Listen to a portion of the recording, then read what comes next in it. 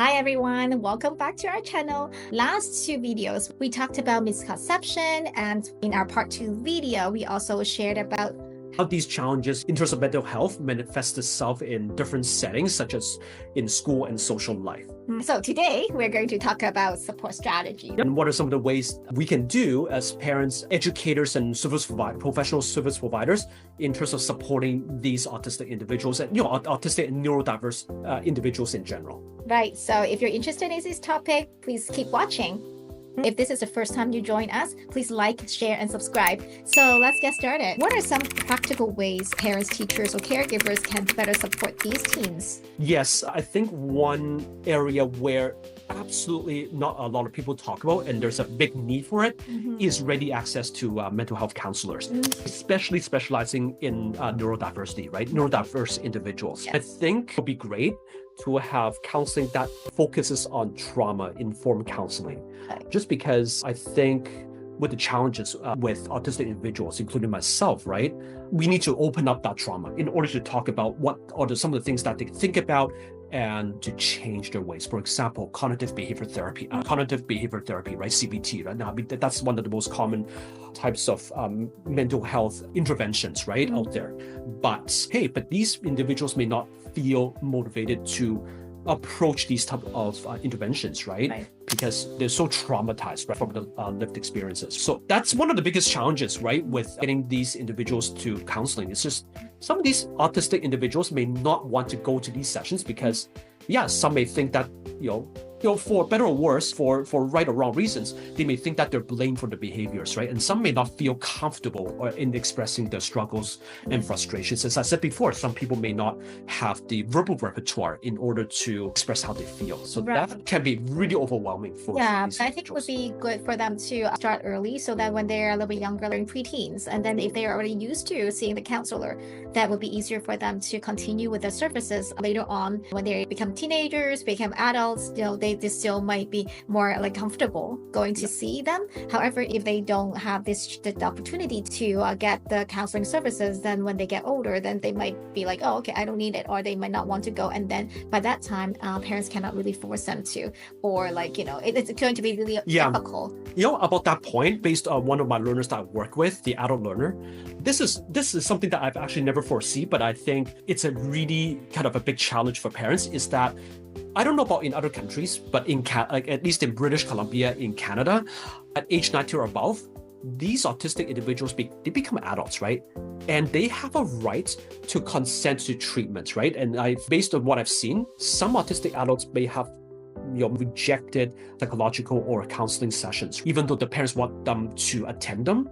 But they can't do anything about it because they have the legal right to consent, and they don't give that consent to treatment. Right. And I think this is really sad. I feel really sad for these parents because they can do nothing about it. Right. They feel trapped, right? And they don't have that legal means to, you can't legally force these young adults to attend these counseling sessions, right? Yes. Even though we know that it's obvious that they need to attend counseling. So I think, again, this is opening a can of worms I think very few people talk about. Yeah. And also in terms of that, I think what Sally has talked about in terms of early intervention, when it comes to counseling, I think art therapy will be great. Getting the child to play with them and label emotions, and to acknowledge their emotions through art and understanding how to express their thoughts and feelings through art, I think will be really great. But of course, we're our board certified behavior analysts.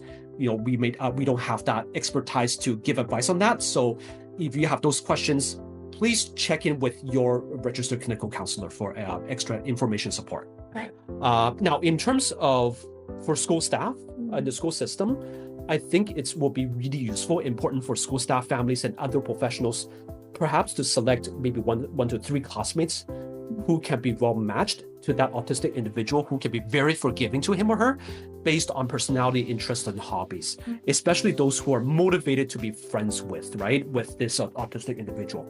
And I think it will be really helpful for education assistants, EAs, who can encourage that individual to socialize with these peers.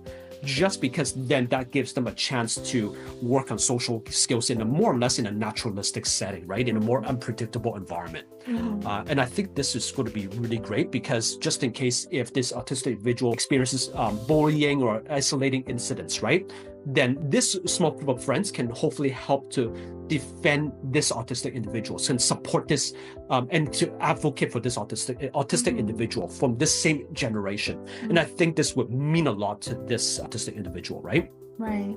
At the same time, I think the school system can set up small social groups within the school setting, or even encourage the families to set up hangouts outside of school would be really good, right? And this would also allow the parents to get to know other parents of their child's classmates, right? So I think this would be, we're hitting two birds with one stone here, right? So yes. And also I think, especially with in the high school setting, I think it would be really great for them to set up various hobby or interest-based social groups school-wide, so that autistic individuals may find it easier to join these groups. Because I find that based on my experience, autistic individuals tend to have friends who have the same or similar interests as you. Yes. Yeah, rather than relying on small talks. Yes. Yeah. And then from the parental point of view, from the parent side, I definitely recommend exposing their kids to as much new and novel experiences as much as possible, especially if it really matches well with their interests and hobbies, right? For example, with some autistic individuals are really good with road maps, right? Definitely, if you have the financial means, if you guys have a car, do more traveling, go on road trips, right? And this can match their special interest in street maps or geography. For example, how to navigate from certain city to another city, right? That would be great. And also going to different community events, right? Either free or paid, to explore different cultures and values, right? And I think this would be great. Also, if financially capable, definitely enroll their kids in as much extracurricular activities as possible. Obviously, as long as it doesn't overload their schedules and their mental health needs. Right. And also, as I said before, I think it would be great to set up hangouts with parents of other peers as well. Great. Lots of good ideas and suggestions, Tammy. That is obviously not limited to these ideas. Again, if you have any, I would like to hear from you. Please feel free to comment on this video below on the comment section. Yeah. So we talked a lot already, and then how we can support. So like what we just mentioned about counseling services, right? Specialized in neurodiversity and also social hobbies based groups, as you mentioned, because that would be so much easier for them to actually join different groups if they're all sharing the same interests, right? And then also novel experiences, taking them out to different places would help them feel more comfortable getting to know people and Definitely. Then knowing more about the world, how the world functions, and then everything. Yeah, so that's really great.